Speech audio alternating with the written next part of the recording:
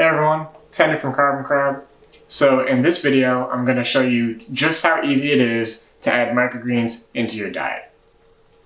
So microgreens have this reputation as being this sort of fancy food item that's something that's used by chefs as a garnish, just to add a little ornate something on top of your meal. And in my opinion, this is completely wrong and just totally misses the mark. So microgreens are loaded with 4 to 40 times the amount of vitamins as the adult plant. They also have a disproportionately high amount of minerals, as well as containing phenolics and glucosinolates that are going to be really healthy for you.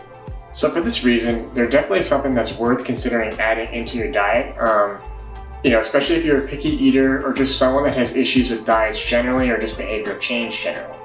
I'll actually always tell people that microgreens are perfect for your kids and teens because you can just sneak it into whatever they're already eating. It's super easy to do. So the texture and taste of some of the healthiest varieties, like broccoli and cabbage, are going to blend into an astonishingly large number of dishes and food items without even being noticeable.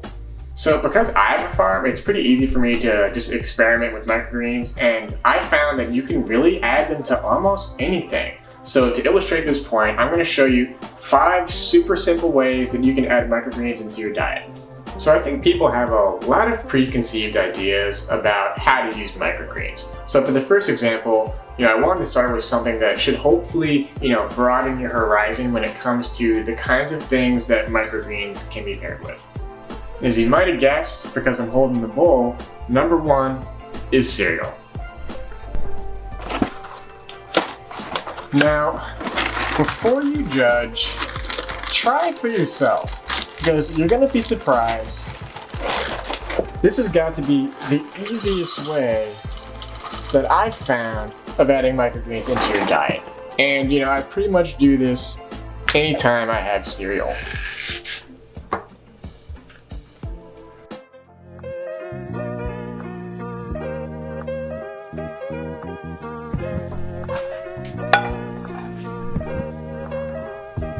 Now it's great because honestly, it really doesn't impact the flavor of the cereal at all. Like, I won't even really taste this. Not that it would be bad if I did.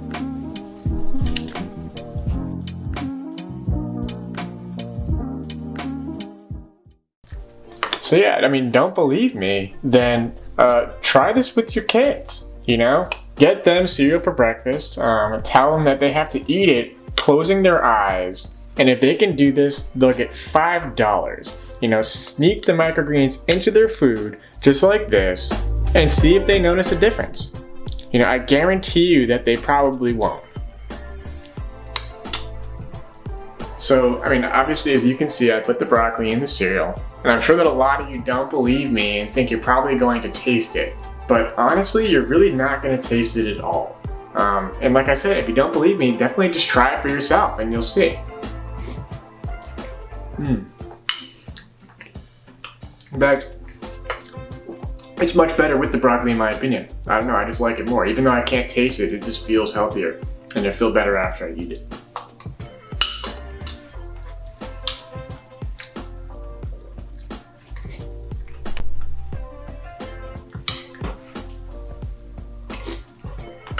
In fact, I'm going to add a little more broccoli because I think it could use a little more.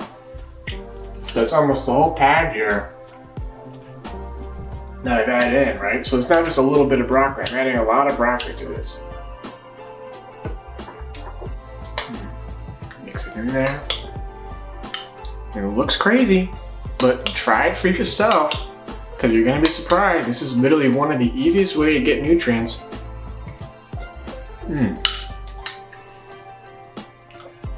Can't even taste it.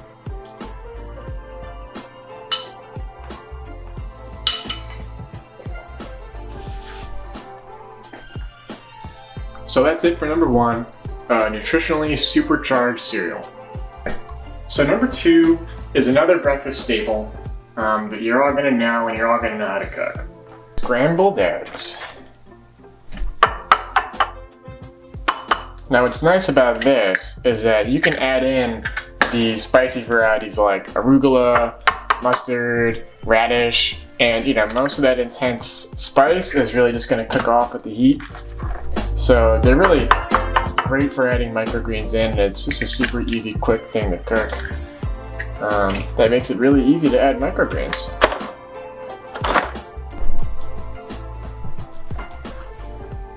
So for the scrambled eggs, I'm actually going to go with a little bit of red Russian kale and a little bit of southern giant mustard. And like I said before, the spicy ones work good.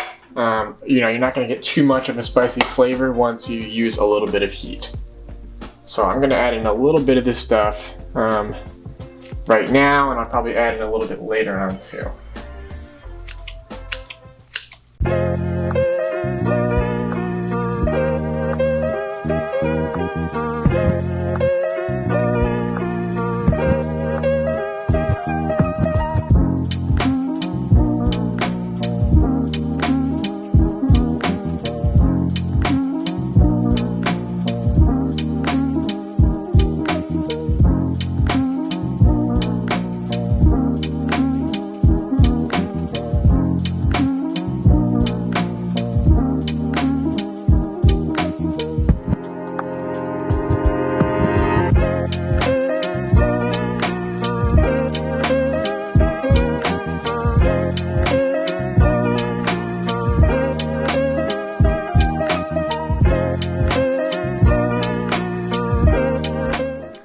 And as you can see, it's all pretty pleasant to look at once it's done and cooked. Definitely looks nice. So number 3 is going to be great as an hors d'oeuvre or as part of lunch or dinner. And it's also going to be one of the simplest ways that you can eat microgreens, and it's something that I personally do all the time. Hummus and crackers. So I'm going to use a little bit of cabbage for this, so I'll have a little bit of cabbage and the rest of that mustard.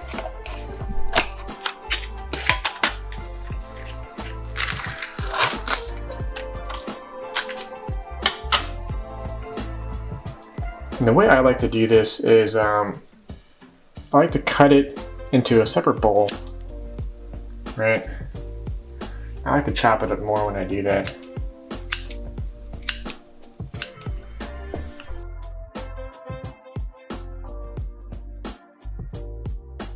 And so the hummus is going to act as kind of the perfect conduit for the chopped greens.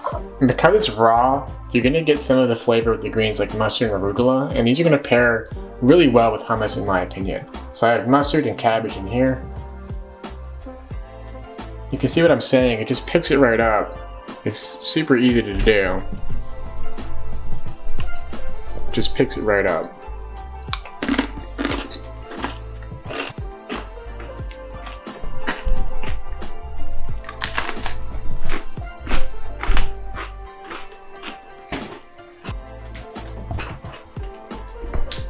So I just went and grabbed some Brussels sprouts microgreens, and these are for number 4, which is something that most of you will have eaten, and it's a simple and quick kind of go-to that I had way too much of growing up: the peanut butter and jelly sandwich.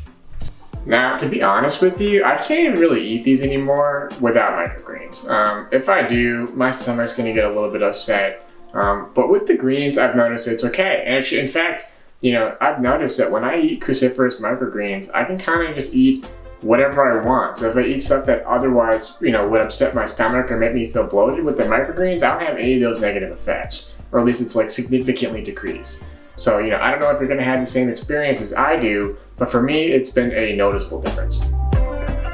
So this one is, self-explanatory. You all know how to make a peanut butter and jelly. What you just want to make sure is that you're going to place your microgreens chopped in the middle of the layers of peanut butter and jelly. And when you do that, frankly, you're not even going to know it's there.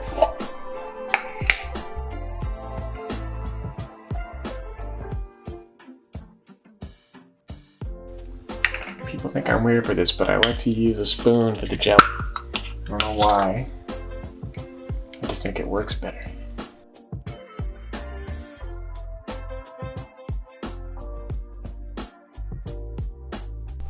So yeah, like as I mentioned, it can kind of help to chop them up a little bit more when you put them into the sandwich, because because then the texture of it's just sort of seamless. You don't notice any stringiness to the greens when you're eating it.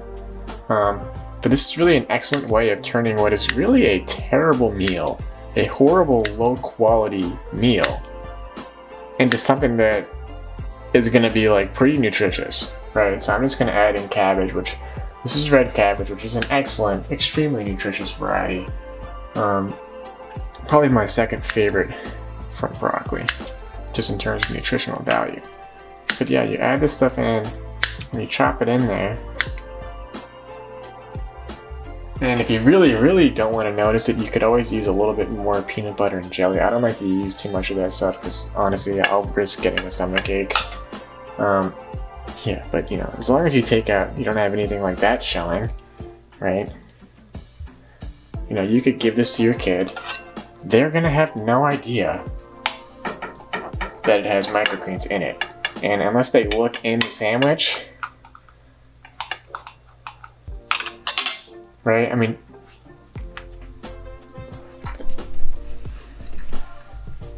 okay. So yeah, I mean, as you can see, you can definitely see a little bit of the greens in there when you're eating it. But taste-wise, they're just a peanut butter jelly. Tastes just like that. If you use more peanut butter, more jelly, you won't even notice any texture at all. Like I can notice the texture a teeny little bit here, but frankly, it's actually pleasant. It doesn't bother me at all. It tastes, it's just a nutritionally supercharged peanut butter and jelly. Yeah, normally I don't eat the crust, but when it's got microgreens in it, I'm not gonna waste it.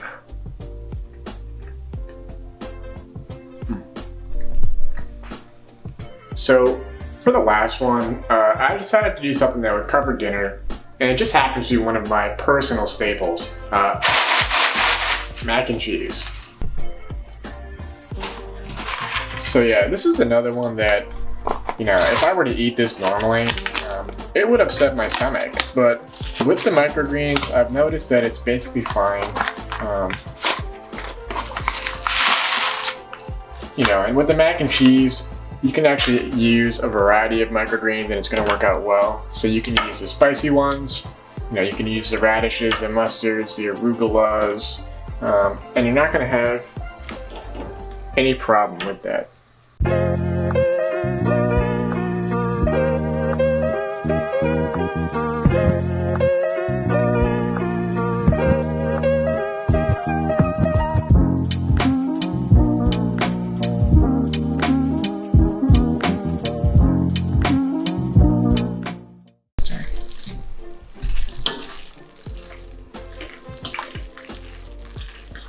So yeah, I mean, normally you probably should add the cheese in first and do that separately, then add the mac and cheese or the pasta after that. Honestly though, you can't mess up mac and cheese, so it doesn't really matter. Now, if your aim is to get isothiocyanates like sulforaphane, then this is a great meal to add microgreens to. Now, there's been some research that shows that the light application of heat, like you're going to be getting right in the mac and cheese, on your broccoli sprouts for a short amount of time can increase the amount of sulforaphane significantly by helping to deactivate something in the plants called the epithiospecifier protein, right? And when this happens, the glucosinolates in your plants, which are what turn into the isothiocyanates, they're going to go, you know, they're going to turn into isothiocyanates instead of other reaction products like nitriles and just other stuff in general. You're going to get the healthy byproducts that you want. So the light application of heat like you're getting with mac and cheese is actually pretty great for getting the health benefits from your cruciferous microgreens.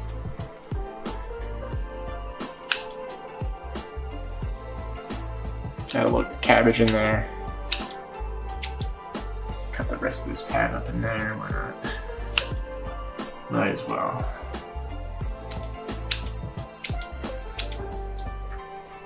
Let's get a little bit more Brussels sprouts.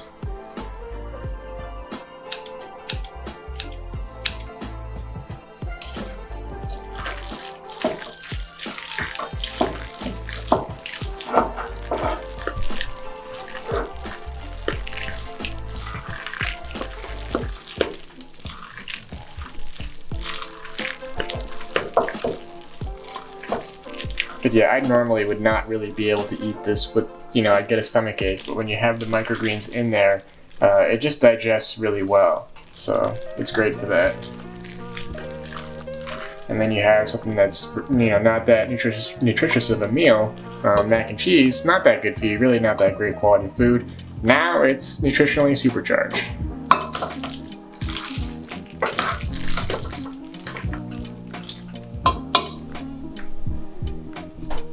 Now with that being said, you could really do the same exact thing with really any sort of hot pasta dish, or really any sort of hot dish in general. For the most part, especially for the more neutral brassicas, it's just going to blend right in.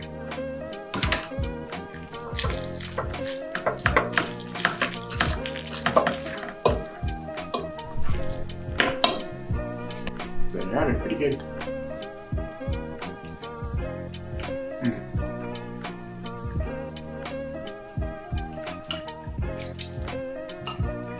And they just cook right into it, and they kind of you don't really notice it when you're eating it, but it looks nice.